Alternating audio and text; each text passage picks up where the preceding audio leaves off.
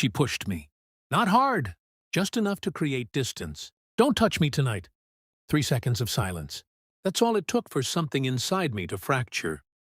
Quietly. I didn't argue, didn't ask why, didn't even look surprised. I just stepped back, nodded once. Not ever, I said. My voice didn't shake. That's what scared her. I saw it in the way her eyes flickered, like she realized she'd pulled a thread she couldn't stitch back. I turned off the lamp, lay on my side of the bed, staring into the dark, counting her breaths. They weren't steady, neither were mine, but mine sounded calm, controlled. Hers sounded guilty. That was the first time I allowed the thought to fully form. Not suspicion, not doubt, certainty. Something had already left this relationship long before I did. And tonight, she slipped. See, it didn't start with that push. That was just the moment I stopped lying to myself. It started weeks earlier. Late-night messages she'd smile at, then hide. Showers at odd hours. Perfume on days she never used to wear any. Small things. Forgettable. Dismissible. But patterns don't lie. People do. I didn't confront her. That's what she expected. Emotion. Anger. Noise. I gave her silence instead. Because silence listens. And I needed to hear everything. So I watched. Listened. Collected.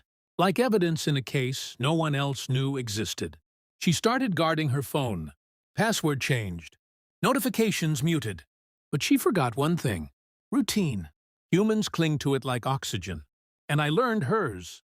Every night at 11:42, she'd go to sleep. Every night at 11:47, her screen would light up. 5 minutes. Always 5 minutes. Not random. Never random. That's when I stopped guessing and started proving. See, I didn't need to hack anything. Didn't need drama. Just patience and timing. One night, she fell asleep early. Or pretended to. Didn't matter. Her phone buzzed. Once, then again. I waited. Counted to 10. Picked it up. Unlocked it. She never changed the old pattern. People rarely change what they think you'll never test. Message preview. A name I didn't recognize. No contact photo. Just a number. And one line. I miss last night already.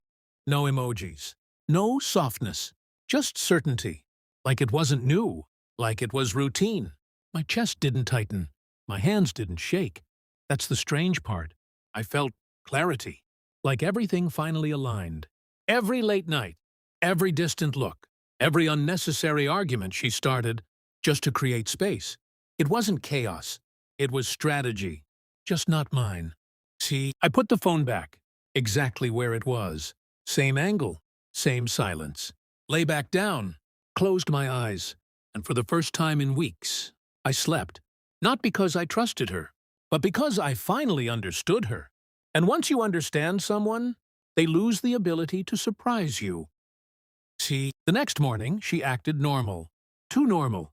Coffee. Soft voice. Casual touch. Like the night before never happened. Like pushing me away was just mood. I almost admired it. The performance. The control. The assumption that I was still blind. I smiled back. Played my role. Because the truth is, people like her don't confess. They reveal themselves slowly. If you let them. And I was done reacting. Now, I was observing and planning. See, that message wasn't enough. I didn't want suspicion. I wanted certainty. Something undeniable. Something that didn't need explanation. Because when I finally walked away, I didn't want noise. I wanted silence to do all the damage. And silence needs proof. See, so I started digging deeper. Not into her phone, into her world. And that's where things stopped being small and started becoming irreversible. See, I didn't rush. That's the difference between reacting and ending something properly. I let her believe she was safe, still desired, still in control. I kissed her goodbye every morning. A little longer than usual, she noticed. Of course she did. Guilt sharpens awareness. But she misread it. She thought I was trying to fix us. I was measuring her, learning what she'd risk and what she'd protect. See, her schedule became predictable. Too predictable. Gym on Tuesdays. Girls' dinner on Fridays. Late office work on days that didn't require it. Patterns. Always patterns. I followed them. Not like a jealous man, like a quiet observer who already knew the ending. Just needed the final scene. And then I found it. Not by accident, by design. See, Friday, 7 to 18 p.m. She left early. Said she'd be out late. Didn't ask me to come. Didn't even pretend. That told me everything. I gave her 20 minutes. Then I left. Same route. Different timing.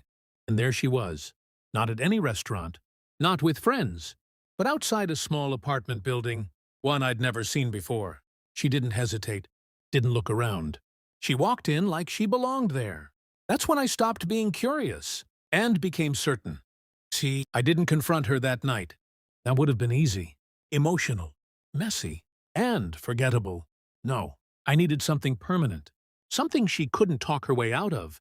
See, the next day, I went back. Same building. Same entrance. Different purpose. The security guard didn't ask questions. People rarely do when you look like you already belong. I checked the directory. Found the apartment. And the name. It wasn't unfamiliar. That was the twist.